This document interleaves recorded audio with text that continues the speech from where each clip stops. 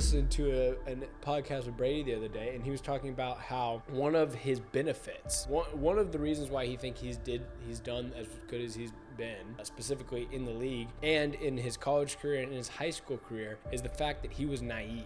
He didn't know how good these other people were, so he couldn't compare himself to that and see the gap that was in between. Brother, it is Bulking season. What do you think? We're officially in the sweats. We're officially it's cold outside actually, which is strange in Texas actually being cold outside. Because I think last year, it wasn't Christmas time, it was 80 degrees, right? It's always, I don't know if it's snowed here. Yeah, dude. Or in our hometown for a few years. Yeah, it just fluctuates. It was just a weird deal because there was that Freeze-topia or whatever a few years ago. So it's bulking season officially. We got to put on that fat going into the winter season, right? A little bit of fluff on you. That's why we got, we want to make sure to hide the calves.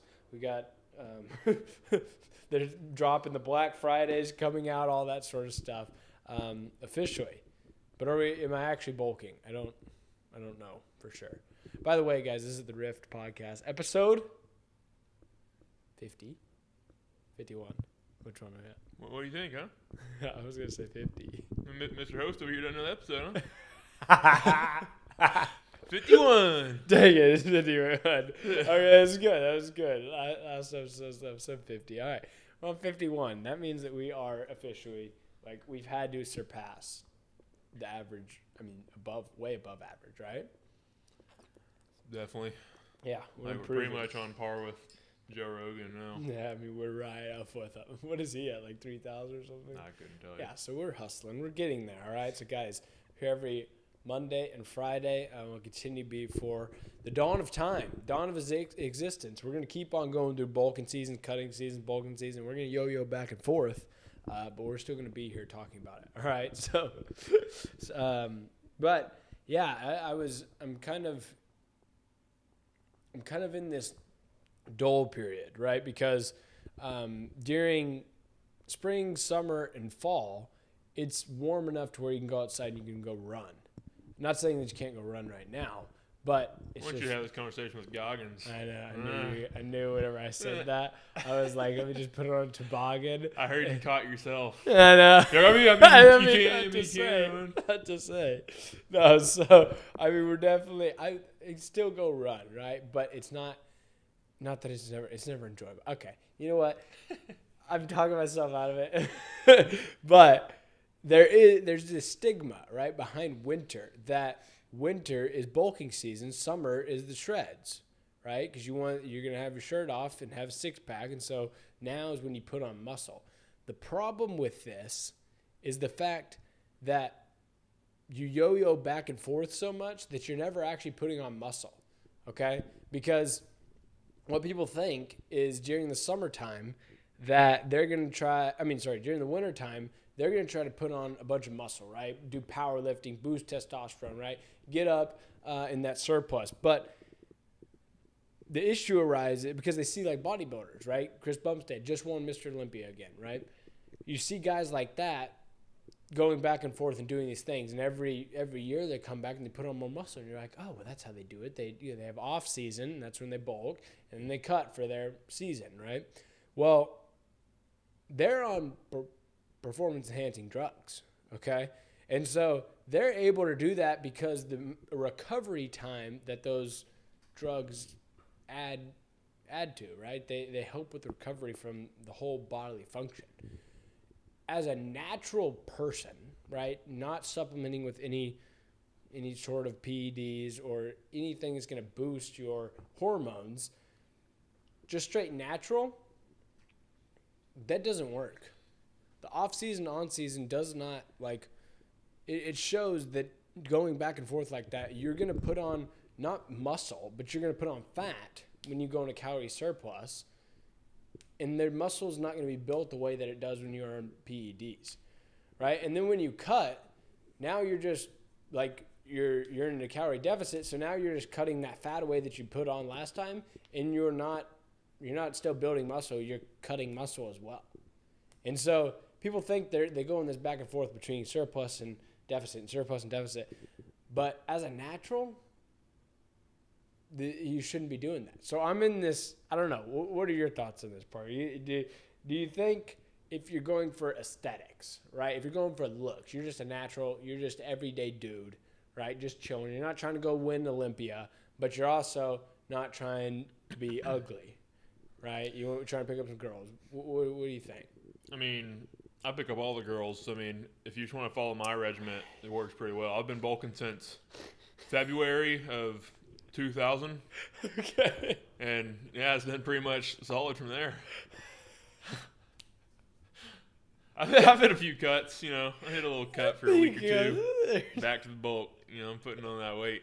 I feel like there's a lot of guys who like that. They like that idea of just the pure bulk, right? Because we've been looking into testosterone, right? We've been doing that. It's been, I mean, for like past month. Because one, we want to improve our testosterone, and two, I don't think the data is out there, the research is out there for most people to realize how important testosterone really is. And maybe it's because we're just diving deep in the weeds of it and we're like, oh damn, there's like a whole thing here, right? But that is one thing in particular, is the fact that I've been running as much as I have, my testosterone levels have plummeted, right? And I knew this when I was doing the Ironman, and I wasn't eating any food, dude. I got down to 158 pounds. Right now I'm sitting at 175 to 180, right? Somewhere around there. I got down to 158 pounds, and functions weren't working, all right? I know a lot of people, you know, they kind of hide that. But, dude, I'm telling you, you push yourself, like you deplete yourself of calories and resources, of energy, and you push yourself and overtrain. I mean, I was working out 2 hours in the morning, and then I was running, swimming, or biking 2 to 3 hours in the afternoon, and then, you know, trying to get as much sleep as I could. But my testosterone was shot. It wasn't there, right?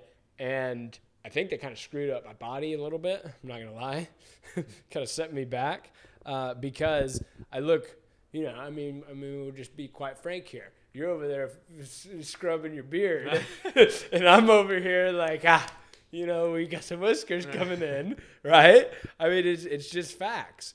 And is that good or bad? You know, it's whatever it is. But for me, I'm like, maybe boosting testosterone, maybe going into a bulk for a while may be beneficial. I don't know. I wonder about the whole, like, how much is the beard? I feel like the beard really doesn't have much to do with testosterone. It's more about genetics, no? So this is where, which you can say, like, testosterone somewhat genetics too. Exactly. But that's what I was gonna say. But at the same time, like, I've had my blood work done and I have low testosterone. But then my brother, I don't know if he's had blood work done, but he was a D1 athlete. He's always been pretty ripped. Like, he doesn't, which also, I guess I didn't really look like somebody with low testosterone either. But if I had to guess, I'd guess my brother's testosterone isn't very low, but he has never been able to grow a beard. Like, yeah, we have the same mom and dad, but I can grow full beard and he can't get a stubble or anything. Well, I mean, there's the genetics are distributed differently from, like, unless you're identical twins. Oh yeah, I know, but still, like, that's what I'm saying. I feel like we have partially the same genes, like, because we're brothers, but then also I feel like he has higher testosterone than me too. But I guess I got more of the genes from my dad for a beard or something. I don't know. Yeah, so that's how much you believe in genes, right? How much do you believe is it nature versus nurture? No, hold on. You can't nurture a beard like.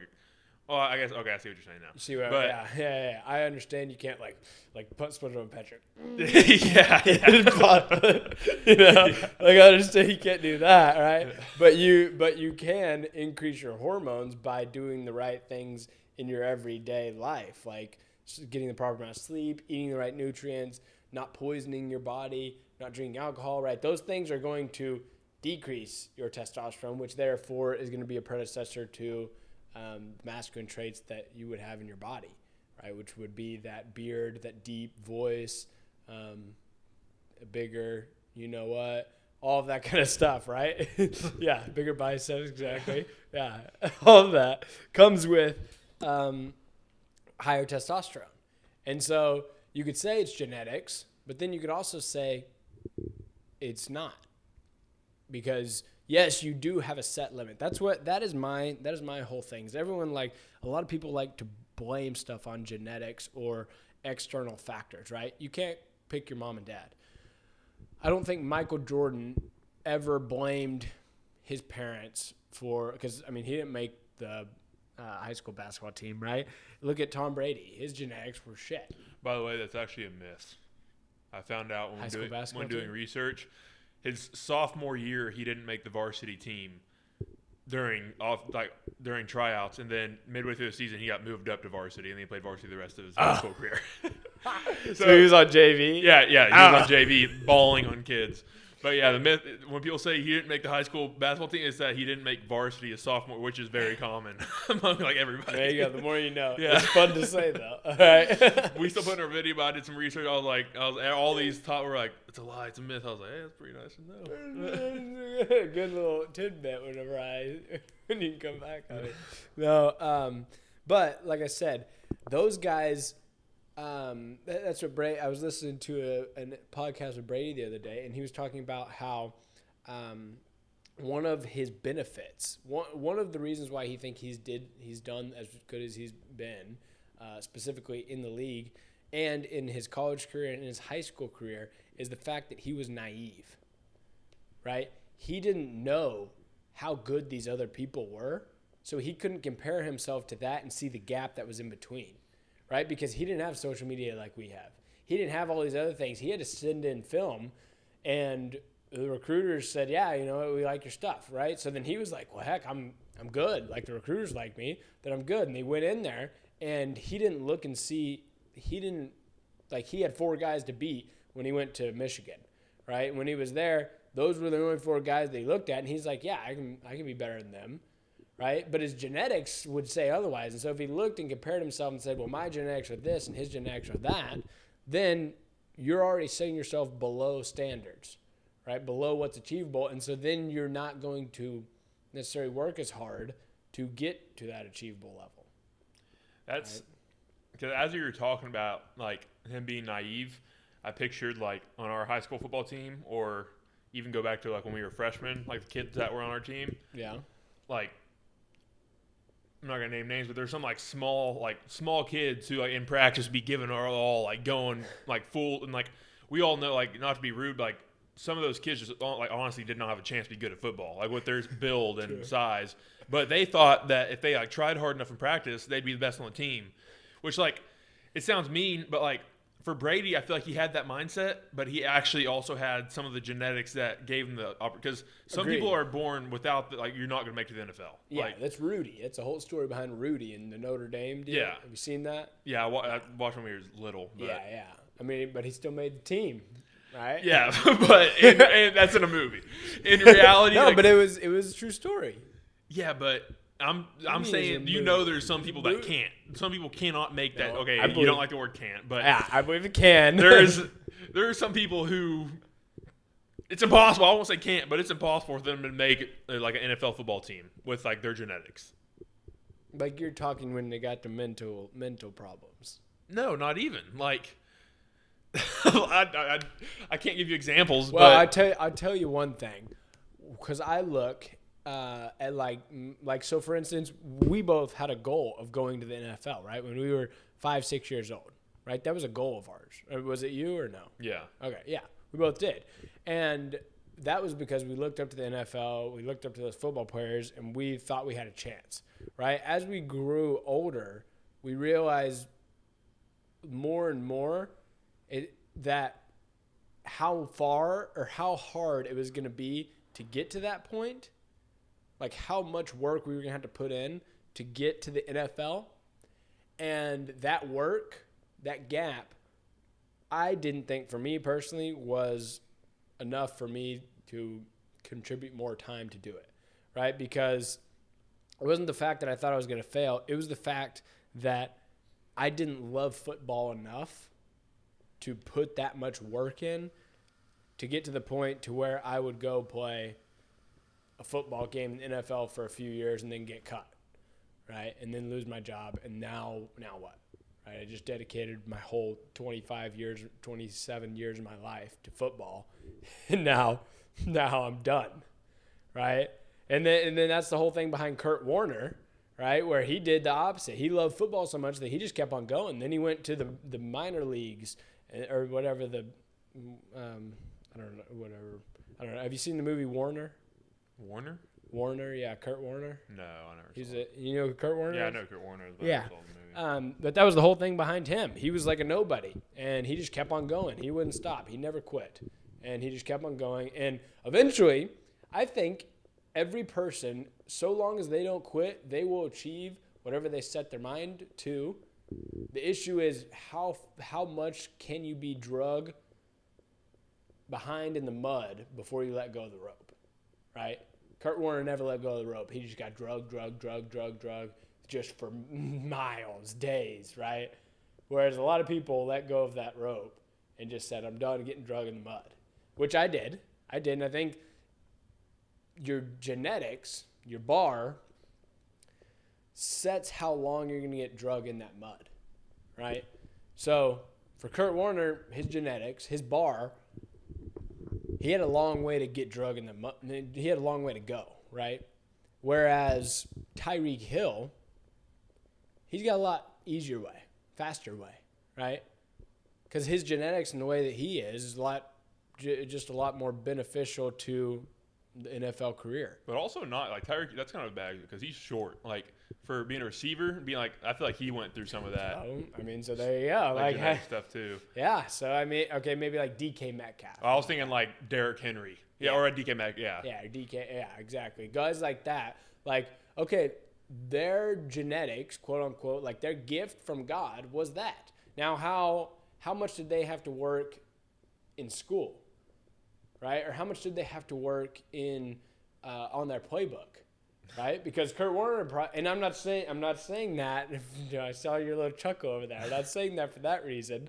I'm saying it because God distributes genes very over a basis, very like equally, right?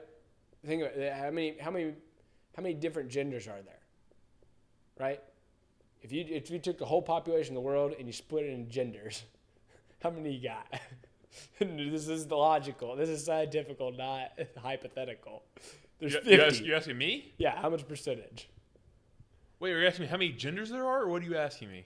What's the distribution of genders over the population of the world? So, like, how many of one gender compared to the other? Yeah. Like percentage-wise. Oh, I don't know. I don't think I've ever thought about that. Probably close to even, maybe like 55, 45, probably women higher. It's 50-50. Nah, 55-45. On the dot, bud. No. It's 50-50 on the dot. No, it's not. Yes, it is. Look it up. It's impossible. It's not impossible. Okay, I mean... Yeah. Okay. 50.0001 There you go. Yeah, on the dot versus is a very... 49.9999. Okay, yeah. It could be at least 51-49. I think as The fact that you can even think about it tells me No, you can't say it because- on the dot. I mean, I didn't read the study. I got the study. It's like a telephone game. I got the study from another source. Oh, so I you got didn't do the study or read the study, but you're going to talk about the study, huh? Yeah, I'm gonna talk about it because it's fun to talk about. Okay, but basically my point is that the distribution of genetics across the board goes very evenly. So if Elon Musk, for instance, is very intelligent, his athletic ability, I haven't seen him, but I don't think is probably going to be up to par, right? He's not going to be Tyreek Hill or Hey, DK Zuckerberg is Metcalf. pretty good at MMA. No. Yeah, No. dude, I don't know. No. Him compared to Travis Kelce, you put Travis Kelce in any sort of MMA fight, it's done. It's over, right? So all I'm saying is the gene pool, the way it distributes, God does it very equally. And so you can't say that, just for me personally, I think nurture has a lot more to do than nature does. I don't know. I mean, yeah, I agree with that. But I still agree that, unfortunately, not looking down on them, but some people are a lot less fortunate with their gene pool than others. Yeah, so you just got to work hard, and that's why we're here on this podcast, trying to work hard because Joe Rogan, by God, got some good genes. So we got to keep on working, keep on grinding. We're going to continue to do it every Monday and Friday. We're going to be here. Hopefully you guys enjoyed the podcast. If you did, hit that subscribe button. Otherwise, catch you on the next one. Take it easy. Peace.